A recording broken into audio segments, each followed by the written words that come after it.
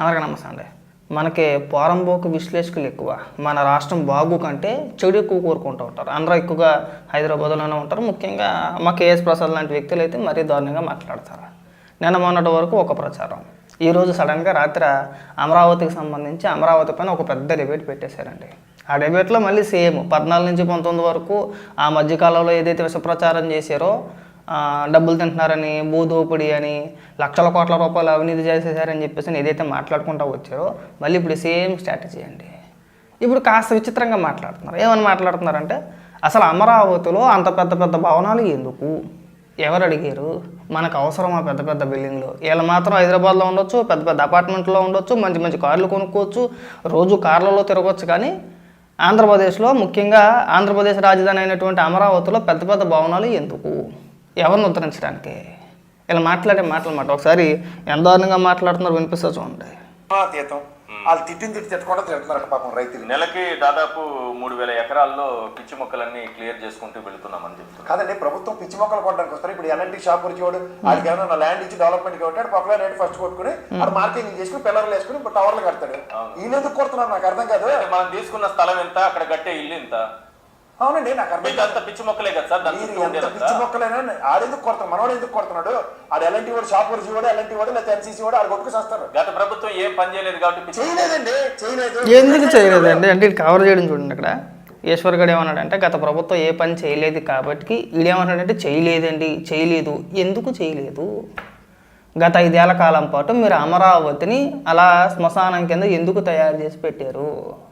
ఏం చేశారండి మీరు అధికారంలోకి వచ్చిన తర్వాత? అమరావతిని బూచీగా చేపించి అవినీతి జరిగింది, మేము తేల్చేస్తాం, 6,17,000 కోట్ల రూపాయలు అవినీతి చేశారని చెప్పేసి పుస్తకాలు వేసి, మేము అధికారంలోకి రాగానే చంద్రబాబు నాయుడు గారిని 45 రోజుల్లో నేను జైల్లో వేస్తానని చెప్పి శపథాలు చేసి 5 ఏళ్ళు అమరావతిని సర్వనాశనం చేసేసింది. కాకుండా ఇక్కడికి వచ్చి చేయలేదండి, చేయలేదు. ఎందుకు చేయలేదు? మీరు ఎందుకు ప్రశ్నించట్లేదు? ఆ రోజు అమరావతిని పూర్తిగా నాశనం చేసేస్తా ఉంటే జగన్మోహన్ రెడ్డికి భజన చేశారు. అసలు అమరావతిలో రాష్ట్ర రాజధాని ఉండడానికి వీలు లేదు, 3 రాజధానులు చేసేద్దాం, 3 ముక్కలు చేసేద్దాం, ప్రాంతాల వారిగా కొట్టుకు సత్తారని చెప్పేసి ప్లాన్ వేశారు. ఆ రోజు భజన చేశారు.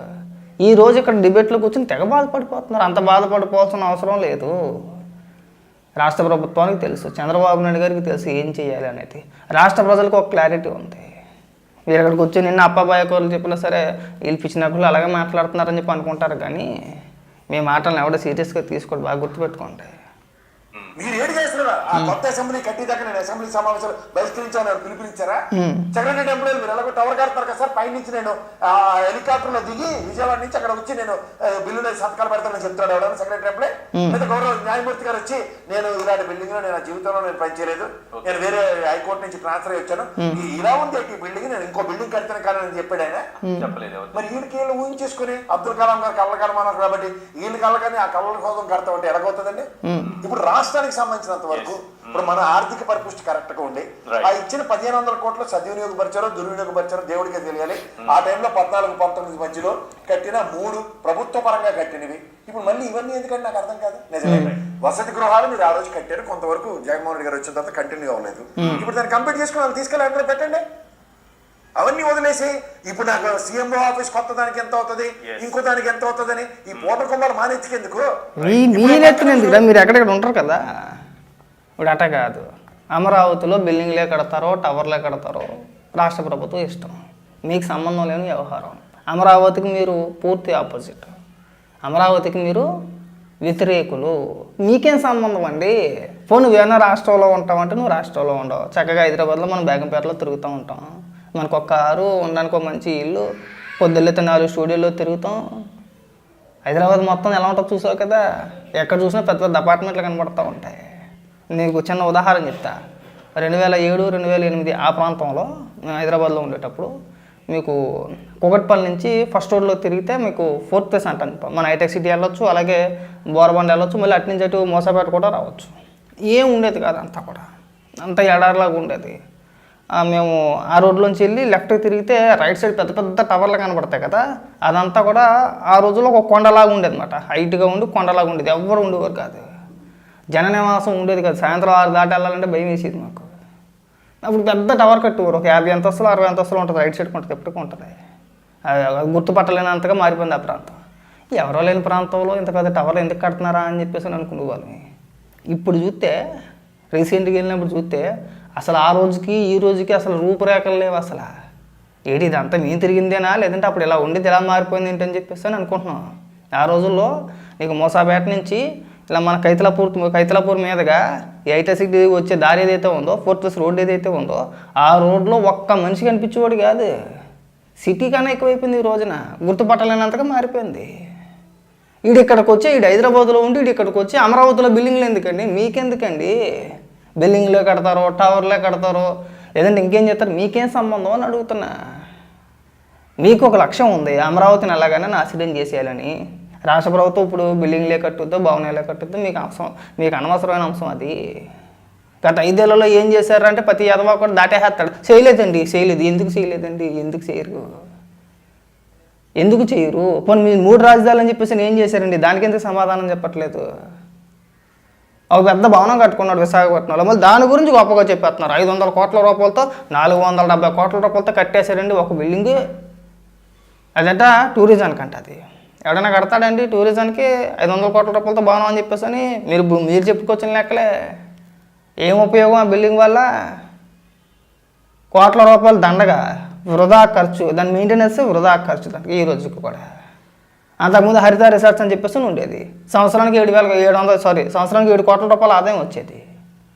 మరి ఈ భవనం వల్ల మీరు కట్టిన 500 కోట్ల రూపాయల భవనం వల్ల సంవత్సరానికి ఎంత ఆదాయం అవుతుందండి? 500 కోట్ల రూపాయలకు వడ్డీ ఎంత అవుతుంది? దాన్ని మెయింటెనెన్స్కి వచ్చి ఎవడు భరాయించాలి? ఈ లెక్కలన్నీ వదిలేశారు. మీరు హైదరాబాద్లో కూర్చొని మాకు ఇక్కడ పరిశ్రమలు ఎందుకు, భవనాలు ఎందుకు, అసలు మనకు రాజధాని ఎందుకు, హైకోర్టు ఎందుకు కట్టాలి, ఇంకోటి ఎందుకు కట్టాలి, మళ్ళీ అసెంబ్లీ అని చెప్పేసి ఇంకోటి, ఇవన్నీ ఎందుకు కట్టాలని చెప్పేసి అని అక్కడ కూర్చొని వాగుతూ ఉండండి. ఇక్కడ మేము నాశనం అయిపోయినా పర్వాలేదు, అక్కడ మీకు నెల పేమెంట్ వస్తుంది కాబట్టి మన జగన్మోహన్ రెడ్డి భజన చేసుకుని మా జీవితాన్ని నాశనం చేసేయండి. ఇక్కడ అప్పుడు మేమే కదండి కట్టేది. నువ్వు ఎప్పుడో సెటిల్ అయిపోయావు తెలంగాణలో, నువ్వు కట్టేది లేదు, నీ మీద భారం పడేది లేదు, నువ్వు ఇక్కడ అప్పాబాయ కవర్లు చెప్పమాకండి. ఇక్కడ కనీసం రాష్ట్రం డెవలప్మెంట్ జరిగితే చూసి ఓర్చుకోలేని ఎదవలు తయారయ్యారు. అమరావతి గురించి మాట్లాడుతున్నారు కదా, ఇంకా చెబుతా చూడండి. ఇక్కడ విచిత్రం అన్నమాట. వీడియో కొద్దిగా ఎంతైనా పర్వాలేదు, ఒకే వీడియోలో కొట్టేయచ్చు.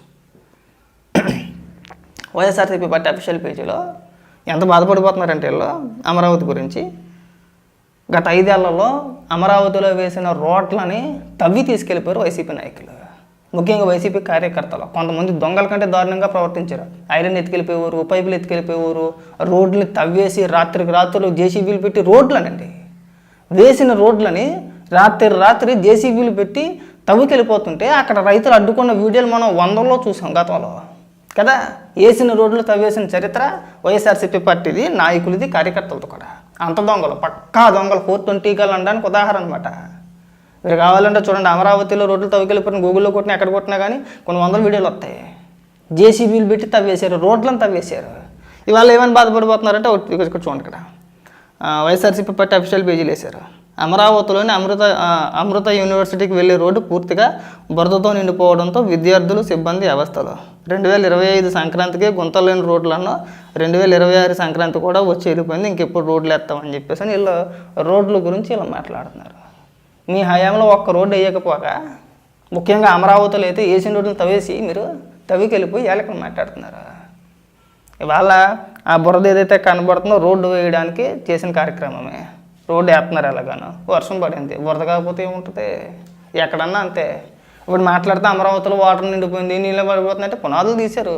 వర్షం పడితే నీళ్ళు కాకపోతే ఏముంటాయండి, నిప్పులు ఏమైనా ఉంటాయా? నీళ్ళే ఉంటాయి. రోడ్డు అన్న తర్వాత, మట్టి అన్న తర్వాత వాన పడితే ఖచ్చితంగా బురద ఉంటుంది. అది ఎవడన్నా మాట్లాడవచ్చు కానీ మీరు మాట్లాడకూడదు. మీకు అసలు మాట్లాడే రైట్స్ లేవు అసలు. అమరావతి ప్రాంతం గురించి కానీ, రాజధాని గురించి కానీ, లేదంటే అక్కడ రోడ్ల గురించి కానీ గట్టిగా మాట్లాడుతూ మీరు వేసిన రోడ్లను తవ్వేసిన వ్యక్తులు మీరు ఎలా మాట్లాడతారండి? మీరు ఏం చేశారో చెప్పాలి కదా. 5 ఏళ్లలో మీరు ఎన్ని రోడ్లు వేసారు అమరావతిలో? దేనికి రోడ్లు వేసారు? వేసిన రోడ్లు తవ్వేశారు మీరు. ఇక్కడికి వచ్చి ఉపన్యాసాలు, మా పోరం బొగ్గలందరినీ తీసుకురావడం, వాళ్ళ చేత సాక్షి టీవీలో కూర్చోబెట్టడం, ఇష్టానుసారంగా డిబేట్లు పెట్టించాడు. కాస్త ఉండాలి కదా, మనకు కూడా సిగ్గుసారం ఉండాలి కదండి. మాట్లాడేవాడి కన్నా ఉండాలి. మా కాశ్మీర్ గడికి ఎలాగో ఉండదు అది. కొంతమంది ఉంటారు పరిశ్రమలు ఎందుకు అంటారు, వీళ్ళు వచ్చి భవనాలు ఎందుకు అంటున్నారు. రేపు అన్న రోజునకి మాకు కొంప ఎందుకు అంటారేమో. అందరికీ పూరి గుడిసెలు వేసించేస్తారు కదా. ఏం చేస్తారా మీరు? ఇలా మాత్రం విలాసవంతమైన జీవితం గడపాలి, అన్నీ అందుబాటులో ఉండాలి, అన్ని ఫెసిలిటీస్ కూడా మనకు అందుబాటులో ఉండాలి. కారు అంటే కారు, ఫ్లైట్ అంటే ఫ్లైట్, మెట్రో అంటే మెట్రో, పెద్ద పెద్ద భవనాలు ఉండాలి, మనం తిరిగే ఏరియా మొత్తం రిచ్గా కనబడాలి, మనకు అక్కడ ఉన్న పిల్లలందరికీ ఉద్యోగాలు కలగాలి, మనకు మాత్రం ఏం దొరకకూడదు. మనం అడుక్కుతాను చిన్న చిన్న పూరుగుడిసెలు వేసుకొని ఒక గంప, ఒక పార, ఒక క్యారేజ్ ఒకటి చేతితో పట్టుకొని మెల్ల టువాలు ఒకటి వేసుకొని రోజు ఇంకెలాగో కూలిపనికి వెళ్ళి బతికలే కాబట్టి రోజు కూలిపనికి వెళ్ళిపోతూ ఉండాలి. అంతేనే ఎదవలకు మార్పు అనేది ఉండదు. ఇంకా చిన్నప్పటి నుంచి చూస్తున్నాను, ఇది ఎవడు మాట్లాడినా కానీ వ్యతిరేకంగానే మాట్లాడతారు. మన రాష్ట్రం మాత్రం అభివృద్ధి చెందకూడదు. ఇంక ఈ అప్పబోయే కూరలు చెప్పమాకండి. మీరు ఎలాగో చేయలేదు అమరావతిలో మీరు ఎలాంటి అభివృద్ధి కార్యక్రమాలు చేయలేదు, ప్రభుత్వం చేస్తుంది. ఒక 5 ఏళ్ల తర్వాత మురిగిన కుక్కలందరూ ఎక్కడికి వెళ్తారో మేము కూడా చూస్తాం.